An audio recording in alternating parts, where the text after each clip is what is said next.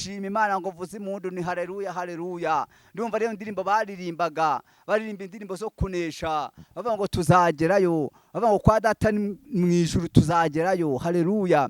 Barebaga hakurya bakareba iwabo bakumva bahanyotewe cyane kuhagera haleluya.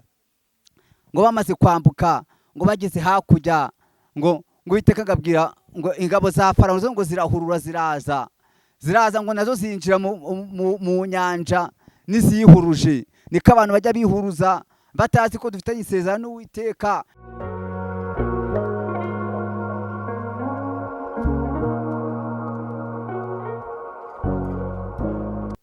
Murakoze cyane, twongeye kubasuhuza abakurikiye televiziyo Gasabo TV na Seruka TV.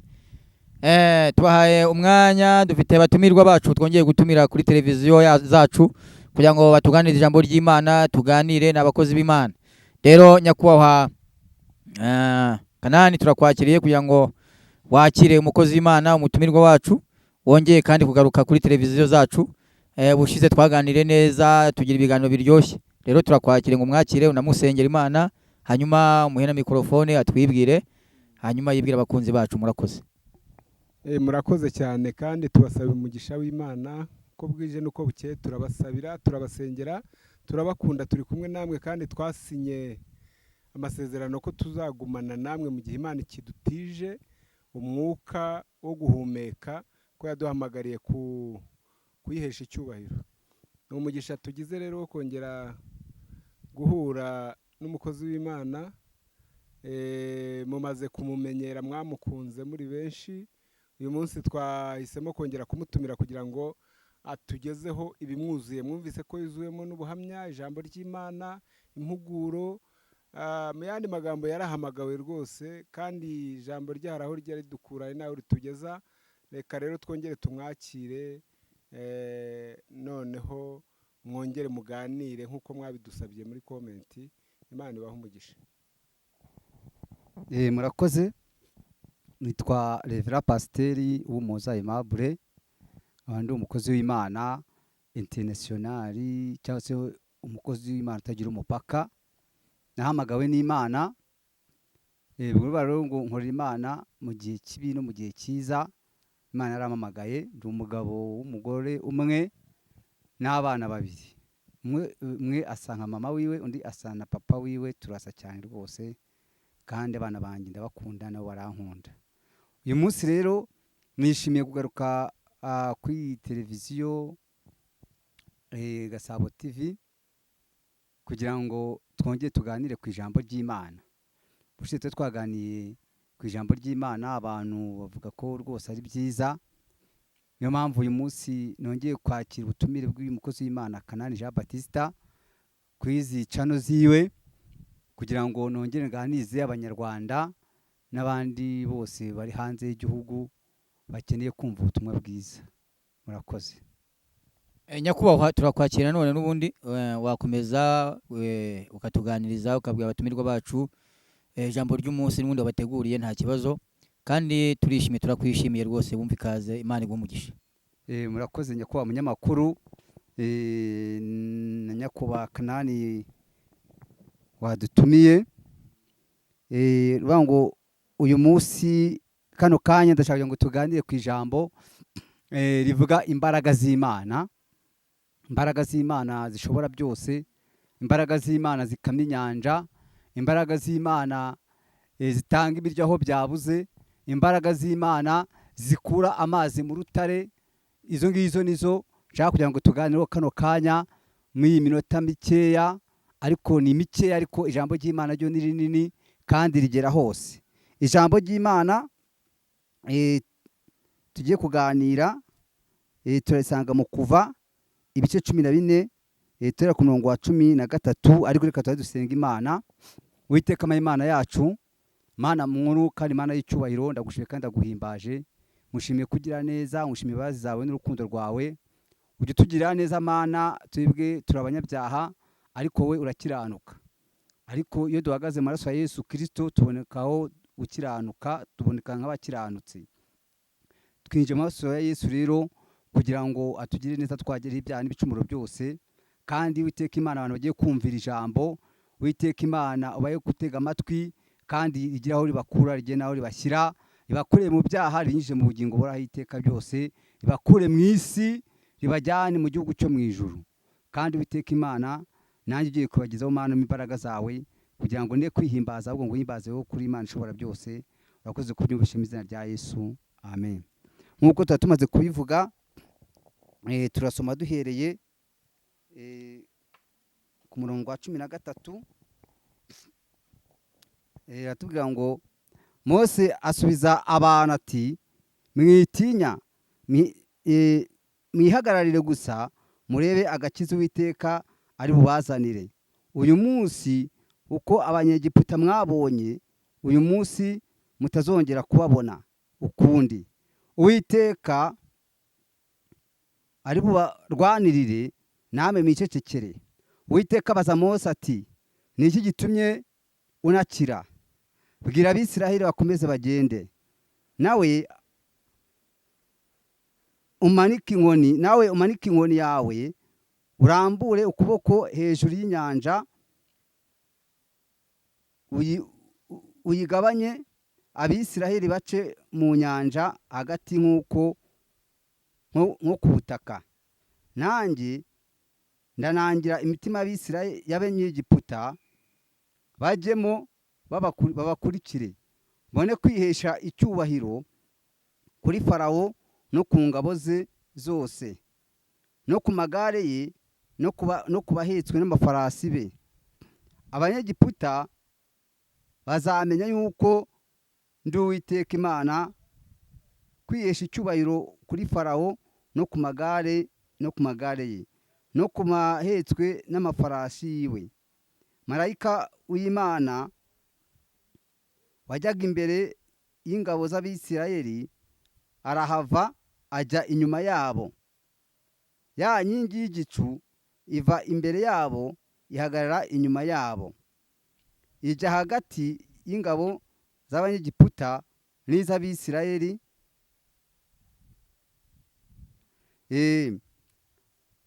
Bariya ibabera igicucu cy'umwijima, abandi babera umucyo ibamurikira nijoro. Nibegerana iryo joro ryose.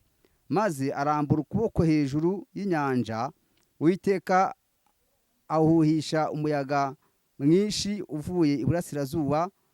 Iri joro ryose asubirana inyanja inyuma, amazi uyagabanyamo kabiri. Maze hagati yabo hari hahinduka ubutaka bwumutse. Abisiraheli bajya mu nyanja hagati, bacamo nko ku butaka. Amazi ababera nk'inkike iburyo n'ibumoso. Abanyegiputa barabakurikira, amafarashi ya Farawo yose n'amagare n'abahetswe n'amafarasi be bajya mu nyanja hagati babakurikiye.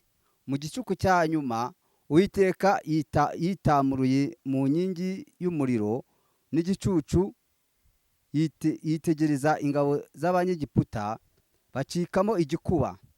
Akura inziga ku magare yabo, bituma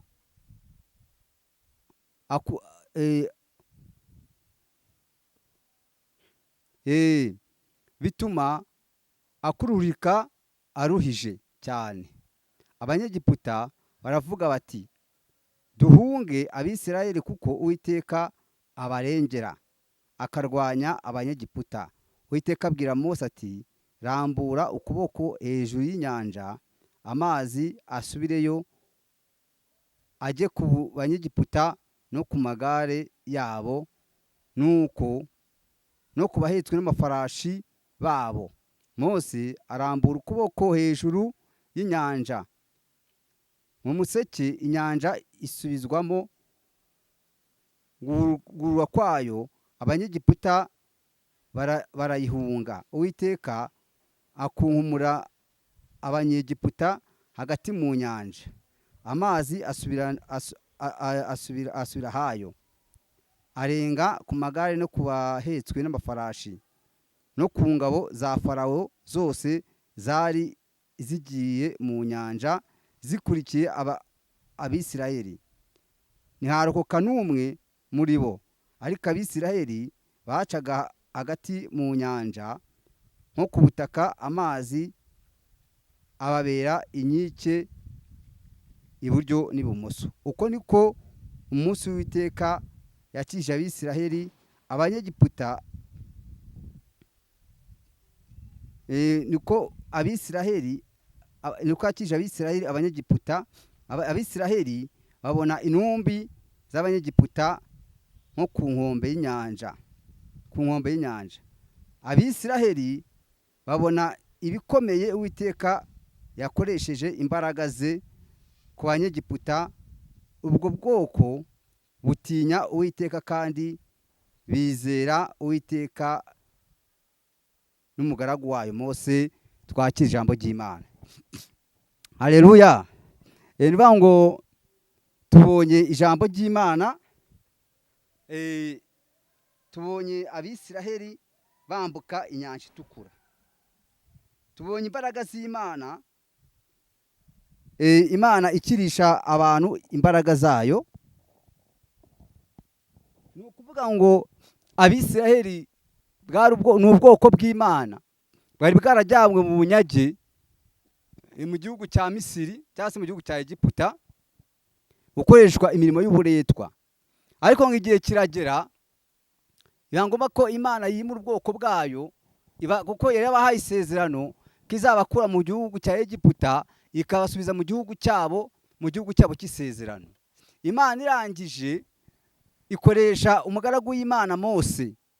Mose yagize umugisha, muzi ibyo cyarokotse urupfu, uburyo cyarokokeye mu ruzi, ni inkuru ndende, ariko yarokotse kugira ngo azabashe gukura ubwoko bw'Imana hehe mu Egiputa. Nk'uko yagira umugisha ku mukobwa wa Farawo akamujyana mu rugo akarererwa ibwami, n'ubundi Imana yashimye gutuma umuntu wabaye ibwami mutuma ku mwami. Haleluya. Imana igifata umuntu wayo ikamuzamura, ikamicazanya n'ibikomangoma, yarangiza ikamukoresha imirimo ikomeye cyane y'ubutwari. Imana irangije ngo ibwira Mose ati ndashaka kugutuma kuri Farawo. Ariko muri icyo gihe Imana ituma ituma Mose kwa Farawo, Mose yarahunze nawe, ariko amaze guhunga Imana niyo nzira yacishemo kugira ngo izongere mutume kwa Farawo. Mose amaze kubwiga amagambo ko Imana igiye kumutuma kwa Farawo, Mose aravuga ati ko nasi kuvuga ko ndidimanga byagenda biti. Uko nguko niko Imana ijya ishaka kudutuma, yagutuma kuvuga ngo sinzi kuvuga, ngo sinzi no gusoma neza. Natwe nubwo turwaye amaso ariko tujya tubasha gusoma, Imana ikatujya imbere tukabisoma nawe ariko abantu bakabyumva. Haleluya. Imana irangije ituma Mose ngo aragenda ngagere kwa Farawo, abwira Farawo iby'Imana yamubwiye. Yavuga ati Imana yashaka kurekura ubwoko bwayo bugataha. Farawo avuga ati akagahungu kahoze iwanjye ubundi bite byako. Avuga ati Uwiteka ni iki sha? Iyo Mana uvuga urayizi? Uwiteka uruta Farawo nindi? Avuga ati ariko Uwiteka arantumye, arambwiye kandi ngo yitwa Yehova, arambwiye ngo ashaka kurekura ubwoko bwayo. Ni inkuru ndende uko hagiye haza ibigeragezo byagiye biza kwa Farawo kugira ngo arekure ubwoko bw'Imana. Farawo akinangira, ariko ngo umunsi umwe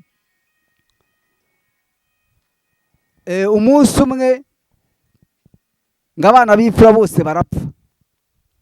Farawo abona ibyagezo byose byagiye Imana, ibimenyetso byose Imana yagiye itanga, agira ati ariko reka ndikure buno bwoko. Araje avuga ati ngiye kubarekura mugende, ariko imitungo yanyu n'ibiki byose birasigara, n'abana n'abagore banyu barasigara, mwe mugende, ariko ibi ngibi birasigara. Oya, tugomba kugenda. Umunsi umwe rero ngo Uwiteka arigaragaza, abwira Mose ati nimubage umwana w'intama. Babaga umwana w'intama, bawo kandi ngo musiga amaraso ku nkomandizo z'imiryango. Imana ibaha Pasika kuko yari igiye kubacira mu gihugu cyabo cya Isiraheli. Akavuga ngo reka mbanze mbakorere Pasika. Imaze kuhakorera Pasika ngo buri muntu wese ngo abage umwana w'intama cyangwa se umwana w'ihene, ngo kandi ngo abage uwo abasha kumara, ngo abakeya bifatanye ari babiri ariko bayirye, kandi ngo n'iminono yose bagira bute ngo bayiryeho. Irangije abantu kandi ngo mufate amaraso musige ku nkomandizo z'imiryango. icyo gihe ngo marayika murimbuzi yaragiye kuza kurimbura, arangiye ngo naza agasanga mwasize amaraso ku nkomane z'imiryango, arahita ye kugira umuntu agira gute yica. Abana b'imfura zanyu ntawe uzapfa kuri icyo gihe, kubera ko yasanze amaraso ku nkomane z'imiryango. Ariko aho marayika atasanze amaraso, yaragiye yica ba bana b'imfura. Haleluya. Ngo igihe kigeze, Uwiteka abwira Farawo ngo bwira Abisiraheli bahaguruke bagende. Haleluya. Igihe kirageze ngo ubwoko bw'Imana buhaguruke bugende, kandi nubwo bugiye kugenda ahantu hatoroshye. Ngo nuko ngo Abisiraheli bafata inzira ngo baragenda, arangije ngo Abisiraheli ngo bagirebye imbere basanga n'inyanja, ngo barebye inyuma ngo basanga Farawo nawe yagiye ute ngo yabakurikiye. Ariko ngo Uwiteka ngo abwira Farawo ngo ni iki gitumye wiganyira, bwira Abisiraheli bakomeze bagende. Haleluya. Bishatse kuvuga ngo mu ntambara tunyuramo, intambara zimeze nk'inyanja, ibibazo bimeze nk'inyanja, urareba imbere ukabona ni inyanja, wareba inyuma yawe ukasanga ingabo za Farawo ari byo bigeragezo bikomeye cyane, ukabona inyuma yawe hari ibiguhitana, ukabona imbere yawe naho hari ibiguhitana, ugahera mu rungo wa ngabo. Ariko Uwiteka aravuze ngo bwira Abisiraheli bakomeze bagende. Haleluya.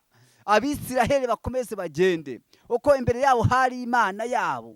Ngo igihe kiragera ngo baragenda, ngo ya nyingi yagendaga imbere yabo ngo iragenda ijya inyuma yaho. Bageze ku nyanja, Uwiteka abwira Mose ngo arambura inkoni yawe hejuru y'amazi, hejuru y'inyanja, kuri bya bibazo byari imbere yabo.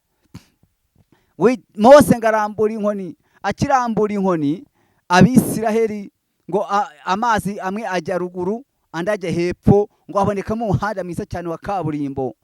Nuko ngo Abisiraheli baragenda barambuka humutse, Uwiteka baremera igitangaza, babona Uwiteka, babona ukuboko k'Uwiteka, baragenda ngo banyura mu nyanja baririmba ngo haleluya, ngo ndashima Imana, ngo vuze impundu ni haleluya haleluya. Ndumva rero indirimbo baririmbaga, baririmba indirimbo zo kunesha, bavuga ngo tuzagerayo, bavuga ngo kwa data mu ijuru tuzagerayo. Haleluya.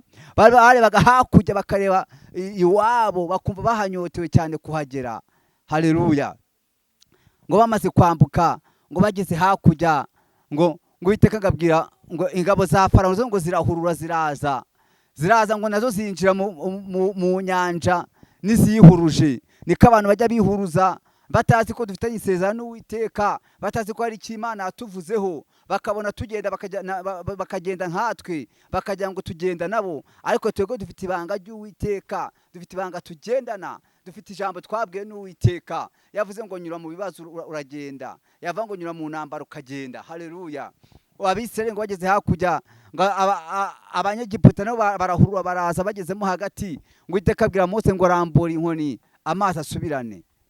Ingabo za Farawo zose zimaze kugera mu nyanja mo hagati, zakurikira Abisiraheli, zibona Abisiraheli mu kugenda nazo zikagira ngo bagenda nabo, ariko harimo itandukaniro, hari imbaraga z'Imana.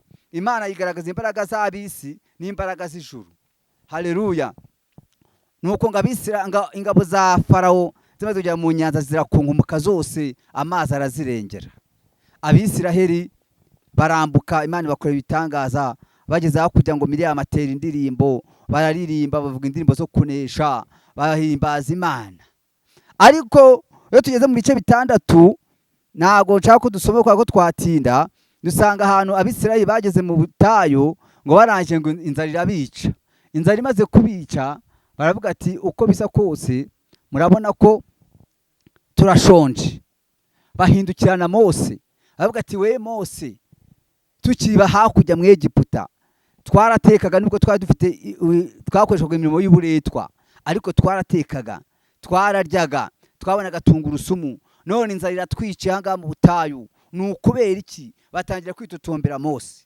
Ariko ngo Mose arangije atakambira Uwiteka, Uwiteka aravuga ati ngiye kubaha ibyo kurya. Haleluya.